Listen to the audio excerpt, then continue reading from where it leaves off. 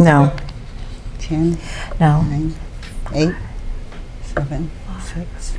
No, no, no.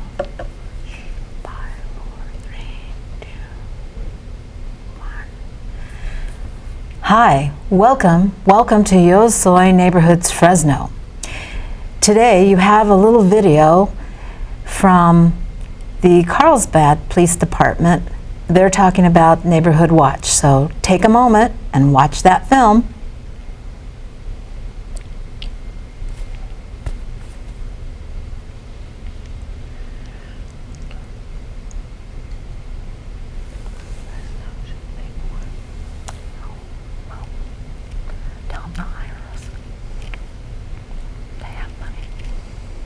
That's because you're supposed to have people in the studio to watch cameras.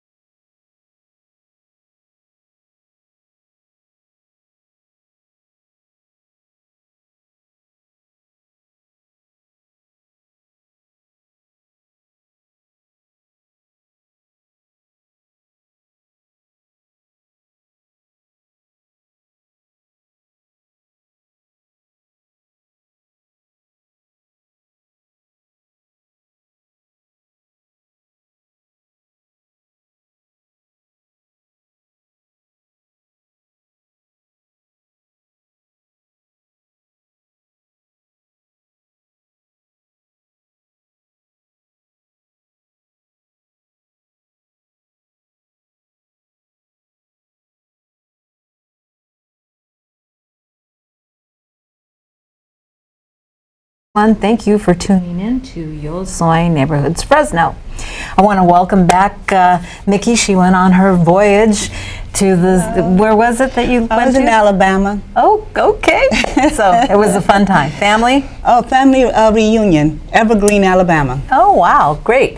Today we have, our subject is Neighborhood Watch. We're resurrecting wonderful Mary Haskins here, is resurrecting, or has resurrected, her Neighborhood Watch in the Manchester area. And you just watched that video from Carlsbad. We're working at Fresno PD is working on creating a new Neighborhood Watch film for us here in Fresno. So you got the nuts and bolts, but we brought Mary in so that she could talk a little bit. Well, first we'll talk about Mary has been here in Fresno since? My whole life. I was born and raised here. Right? You attended all the local schools. It belongs to East Fresno, Kiwanis. Right. And what else do you do? Tell us a little bit about what you do. I'm a single mom and got into volunteering when my kids were little and then continued on during their school year. So I joined the parent clubs and learned lots of skills, a skill set that I didn't know I knew how to do, and that led into more volunteering. And so currently I'm a band booster for Fresno State Bulldog Marching Band, and then the joke is that I ran out of parent clubs to join, so I joined the East Fresno Kiwanis, which is basically, you know, a booster group for the community, so it all works out. And There you go. they're all about improving the community one child at a time. So, and then in my own neighborhood, I moved back to my childhood home, and so I saw some changes in my neighborhood that I really wasn't too excited about. It wasn't the same. Yeah, when I came home, my neighborhood is completely destroyed. Yeah, so I reached out, saw some neighborhood watch signs in my neighborhood, and I reached out to the police department, and then just got our area rolling. Well, in your neighborhood, though, there were a lot of other things you did. You kind of started figuring out, hey, this is the one home or two homes that were problematic and had a lot of traffic, and the other thing. So you were kind of an observer of your neighborhood first, and kind of got to know your neighbors. It wasn't like you came home and started it. Yeah, no. I was home for a few years, and just started to see some decline and some things that weren't okay. And did you have break-ins? Not personally, but there were some. And really, what opened my eyes was I had heard people talking about the Nextdoor app, and I had not joined it at that time. So I decided to. What's the Nextdoor app? It's an online application, basically like Facebook for your neighborhood. And so it's called Nextdoor, and you sign up and you input you don't have to put your name if you don't want to, but you put in your address, and the address does not have to be visible. But the app will put you into your neighborhood. So it knows who you need to be communicating with. And so you're put into your neighborhood. When you say it knows the online app, it knows who you should be communicating with. In other words, it's showing like maybe arrows or buttons for each of the homes in your area, or how does that show it? No, it I guess files you into your neighborhood, so that when you're posting or when you're seeing the news feed, you're gonna see information posted by your neighbors. And there's two options in that app. You can see information from surrounding neighborhoods of people that choose to disseminate to their surrounding neighborhoods, or you can specifically just see information that comes from your neighbors only. So that's why the app needs your address, because it's going to put you, the app has already categorized the city in different areas, and so they each have a title, and it's going to put you where you belong for your group, for your immediate people. So, and it's called the Neighborhood Nextdoor app. Nextdoor app. So what I see, this is like digital connectedness. Yes, it's people are communicating by their computers and cell phone nowadays, and so those apps are instrumental, and this is an app that you can do on your phone. Right. It's not exactly like Facebook because it protects your anonymity, and you don't have to put pictures on there. It's just about messaging, and then it's not texting because then you don't have to share your cell phone number. Right. So it protects your anonymity a lot. It's just the app needs to know your address so it can put you where you need to be. Within your neighborhood, Yeah. in other words. I assume you can opt in and opt out whenever you get ready. You can opt out of showing your specific number of your address, but it will show your street. It will always put you in a particular group. The good thing is the surrounding neighborhoods can't see What your neighborhood is doing? Yeah. Unless the particular post that you choose to put out, it asks you, do you want your neighborhood to just see it, or do you want surrounding neighborhoods to see it? So there's some choice in who sees your information. So it's really a great way to start getting your neighbors connected, and that's where I started, and that's where I started to see some of the things that were happening in my neighborhood that I wasn't aware about, and I went, oh, it's worse than I thought. So I was blessed and fortunate. So when you started connecting with your neighbors and they started getting to know you and you getting to know them, then it started, other information started to crop up, is what you're saying. And people were now revealing there were other things going on. Kind of give us an idea what those other things, without, you don't have to give us. There were some car break-ins, there were some people, neighbors, the one that put us over the edge was a neighbor found a knife and some other stuff in his bushes, and so it was. Did you also experience some trafficking too? That came later. That came later in the whole process. We discovered a home had girls that were part of a trafficking ring in Southern California.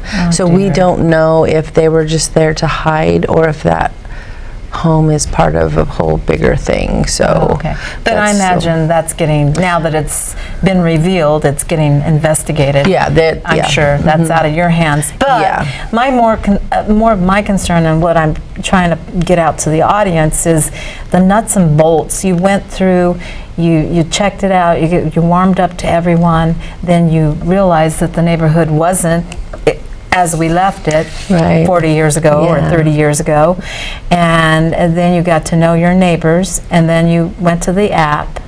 And then asked everybody, is everybody, are you interested in doing a neighborhood watch group? Because I wanted. Did you call a meeting at your home or something? No, I put that on the app to see, to gauge interest. So I really utilized the app in the very beginning to gauge interest, and people started coming forward. And so how long do you estimate that took for them to start sharing? Well, when people were posting, like if something happened to them or something that they were aware of, they're immediately posting, like you would post to Facebook. So you would see that information when you go into the app. There's like a news feed, so you could see that information.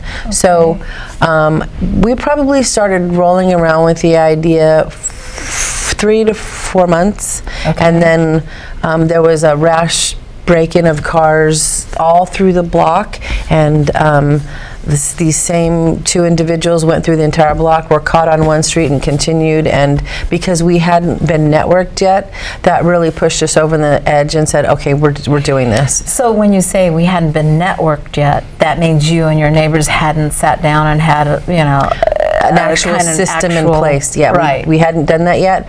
So I had reached out to the police department to get education on how we start it. And then it wasn't till then when I said, okay, we need to actually do this. So then it was finding the people off the app who wants to be involved, who wants to help me with this, because I couldn't do the whole block, and what I wanted to mobilize was our entire city block, not just my street, because if something happens on my street, like in that car break-in, they went to the next street and the next and the next and the next.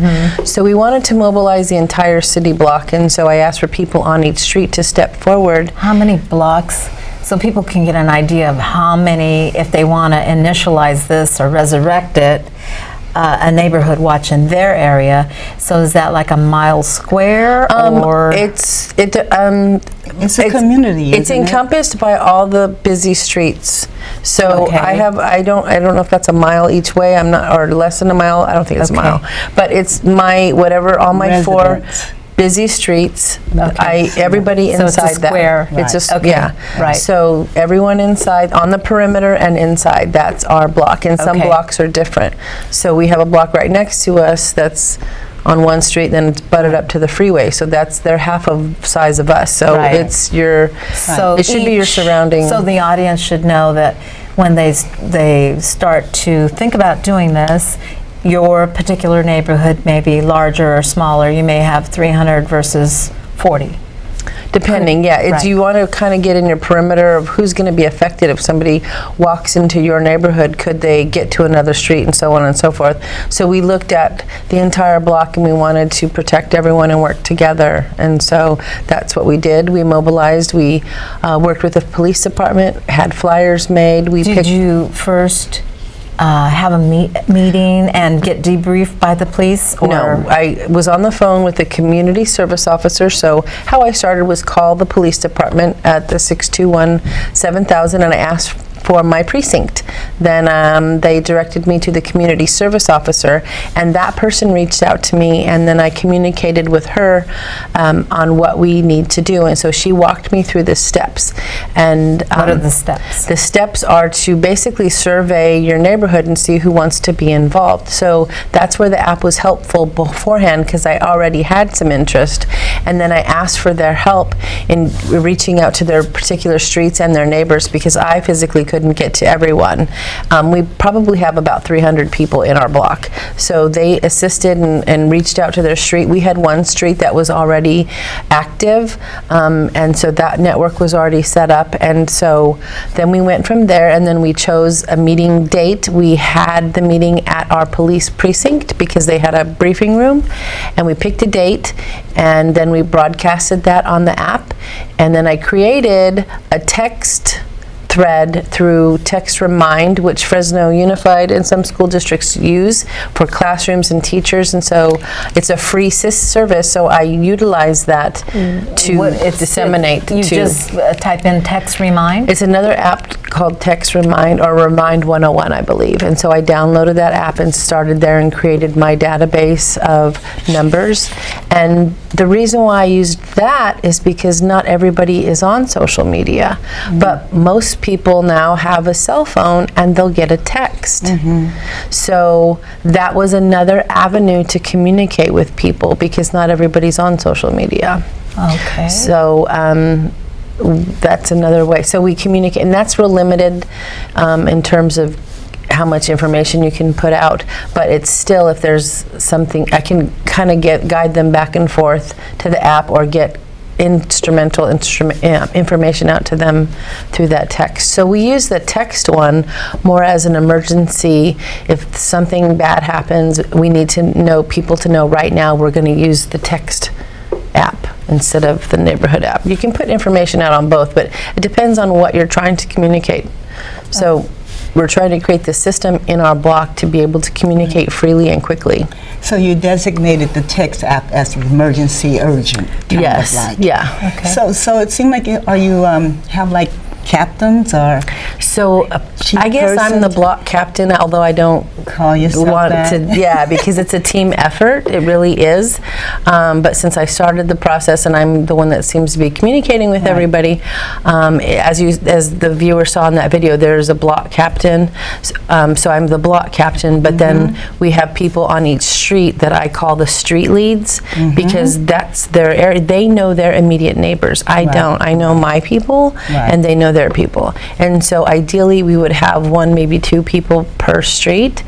So we're still working on getting street leads for some of the other streets in my block, but I pretty much have somebody on each street to be the street lead.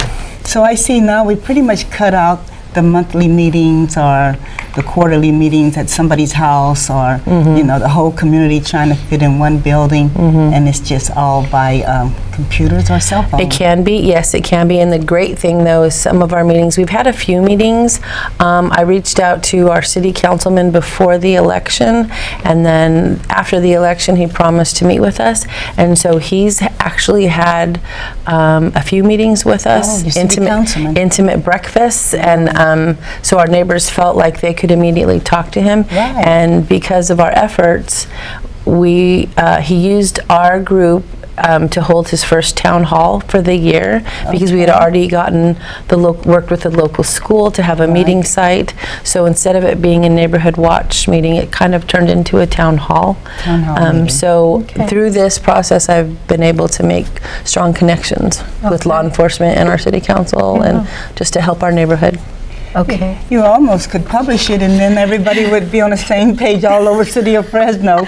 Like, get this booklet, because it tells you everything you need to know. I did learn that in the Central Policing District, which I'm a part of, they do struggle with having some neighborhood watch groups, and so definitely this is something that needs to be revived. We had a recent success where we actually had a shooting in our neighborhood.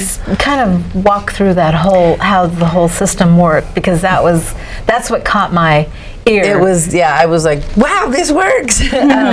So it was Memorial Day weekend, and we had a shooting, and I wasn't at home. I was out and about, and I got a call from one of our strong team members and said there was a shooting on this particular street, and I said, I'm not home. I said, I will call the street lead, and he said, all right. I call the cops, and I said, okay, I'm on my way. And so I called the street lead, and he wasn't home either. He was in Madera, and I said, okay, well, I'm on my way. He goes, I'm going to call my street. I said, okay, we'll let them know I'm on my way. So I got there and patiently waited and didn't want to interfere with anything, and just waited, and an officer came over at some point, and I let him know, officer, I'm part of Neighborhood Watch. Do we have something that we need to be concerned about? So he told me what was happening at the time. So long story short, neighbors came out and weren't afraid, and neighbors witnessed. There was homes with cameras, and so they shared all of their information with the officers, and within a few days they had everything they needed, including video, and within 15 days the suspect was arrested. The renters were evicted, and they were removed from the neighborhood. Oh my God, that's fabulous. So we were like, oh, and even an unsuspecting air conditioning repairman even contributed to finding the weapon, and so it was like, wow, okay, well, thanks. That's teamwork. That is great. It was probably about 12 individuals that had a piece to the puzzle that they were able to put it all together, and the suspect has been in jail since, and he's going through his trial right now. Now that you've experienced the success in the neighborhood, how are the neighbors feeling? I think they're proud of themselves. We were actually like, this actually worked, holy smokes. So I think we're feeling good about ourselves. We don't want to let our guard down. It's almost like, is this a too good to be true kind of thing? So we're really kind of diligent in making sure that we know it works now, and there's some teamwork. So we want to just keep up protecting each other and helping each other. You can't get too laid back and comfortable. No. And I wish we had it in my neighborhood, Butler Park, because we had two shootings, two killings in a very short time. It's sad. The second one was July 4th, and the first one about 2 weeks before that, a young 16-year-old lost her life. We don't have anything like it, so I'm really interested. And I wish we had it. Maybe we would have caught the person by now. Yeah, it just takes people. What I discovered too is people are afraid, and that's how gangs operate, is on fear. And you can't be afraid, and if you work together as a team, it takes some of that fear away. Right. Because you have unity or some kind of teamwork going on. And it's your home. What's your investment? You have to protect where you're going to live, and so the biggest thing and after that shooting, I started to see other shootings in the news, and the neighbors weren't cooperative, or whomever, and then it goes nowhere, and we can see if they're cooperative. It took less than 2 weeks. So. Right, yeah, and people, you can't be fearful of protecting your investment. If that's your home, and your kids play with those children next door, we should be helping each other, like you said. Watch our brother. What was that? Help your brother's keeper. Yes, right. You're your brother's keeper. Yeah. I think most people just don't know about the Nextdoor app. So hopefully, with this show and however else they can get the word out, because it's new to me, the Nextdoor app. Right. You have the apps that that alerts you when something is going on in the neighborhood, but I've never heard of this. And so do you use the traditional neighborhood watch placard that goes in front of your house? So they have there's already signs in our neighborhood, and then people were able to purchase stickers for their window. So you can all get through your community service officer.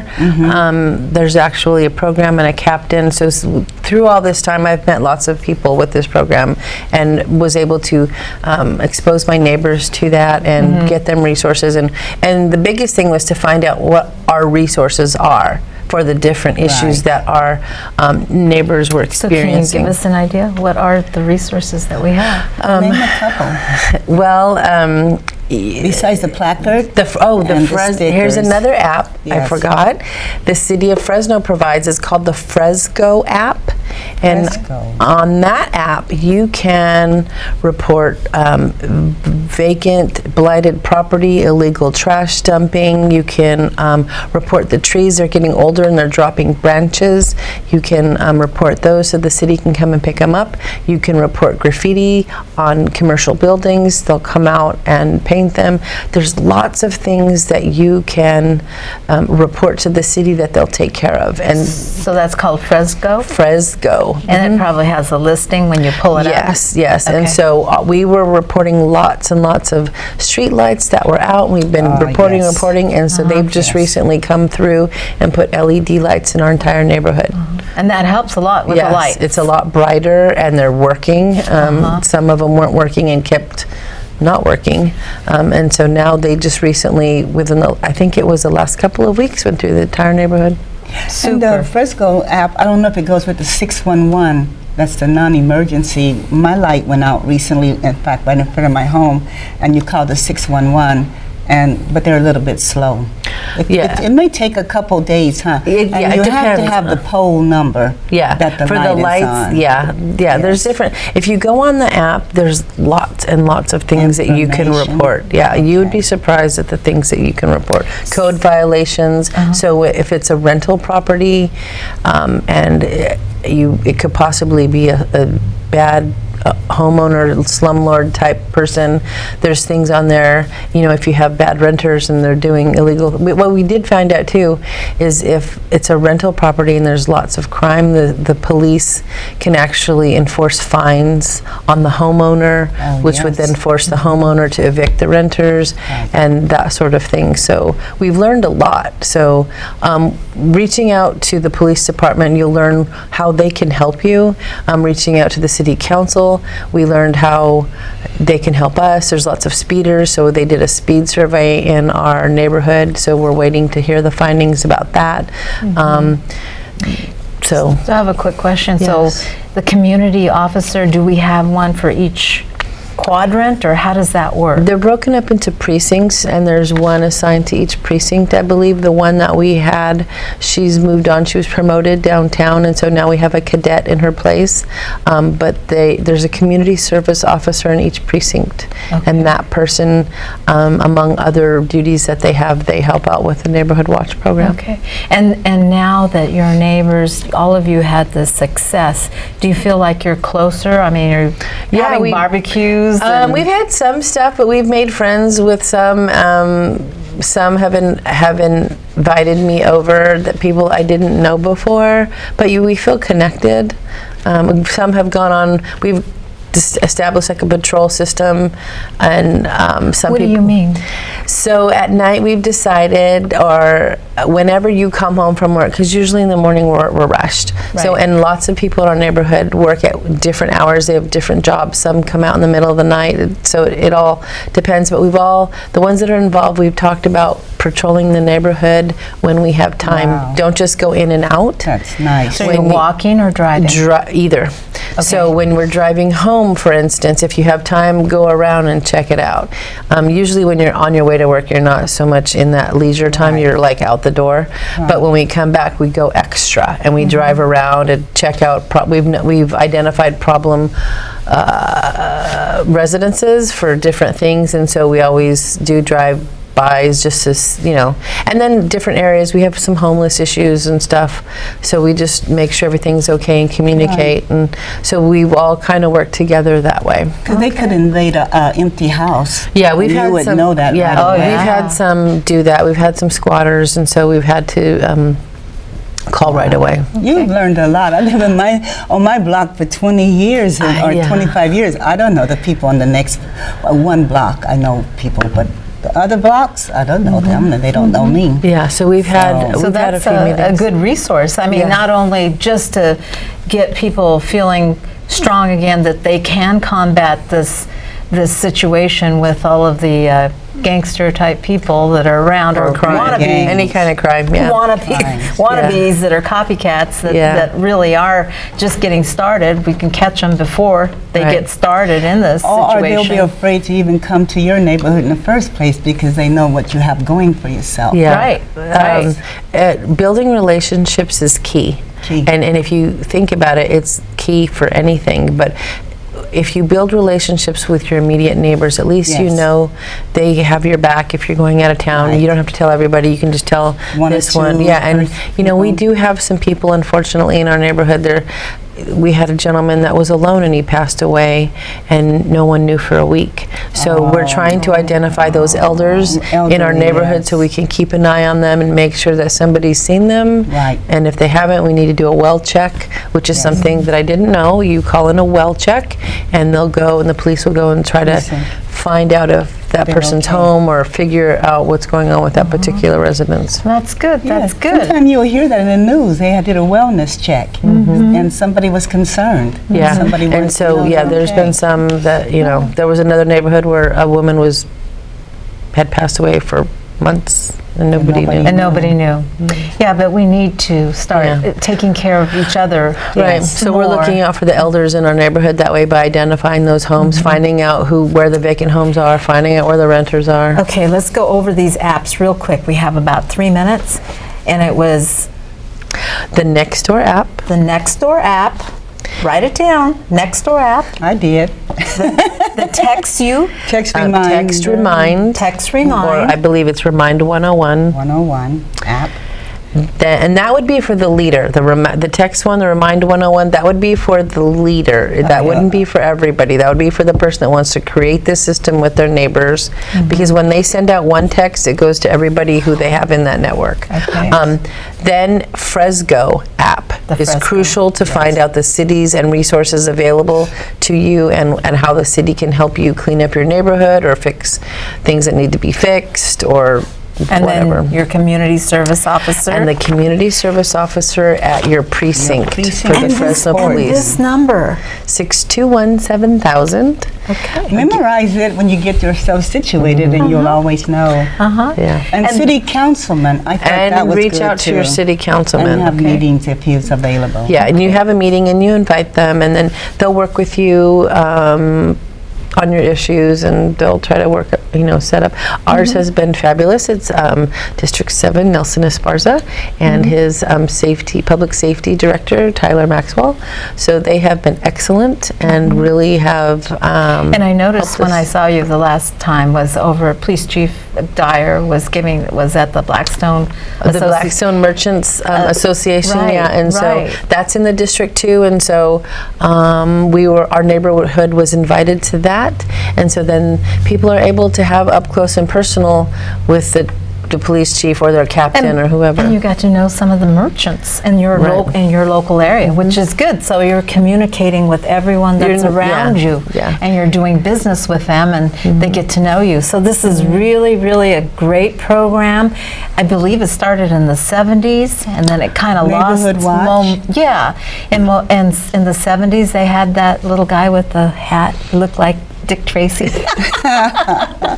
Anyway, but those signs are still utilized. You don't see them as much as you used to Neighborhood Watch. But So this we is a need great to- thing, like I think Chief Dyer brought up, is that there might be 20,000 Bulldog gang members, but there are 520,000 of us. Right. So each of us has some investment, property investment or time investment here in Fresno. We need to start taking care of ourselves And each other. and start utilizing this information. Right. Like in her instance, lives were lost, so those families need justice. So we need to take care of each other. Because we're not And she was a young connected. girl, wasn't Yeah, the she? 16-year-old. The 16-year-old, I think the other young man was like 32 or something. Right. Again, 4th of July for his passing. Yeah. And if we'd have been more connected, and if we'd have been able to be watchful, we might have seen the person right after it happened. Right. You have shootings, you're going to be looking out your door. Okay. And it so, seemed like we dropped the ball because we're not connected. so this is a great subject to bring up at home, so we have to get going. Neighborhood Watch. So we'll see you next week. We appreciate your time, and I hope that you'll reach out to Mary. She's willing to give you some guidance. We've shared her email, so please think about this. This would help all of us and save the children too. Thank you very much. Appreciate your time. Tune in next week. See you next week.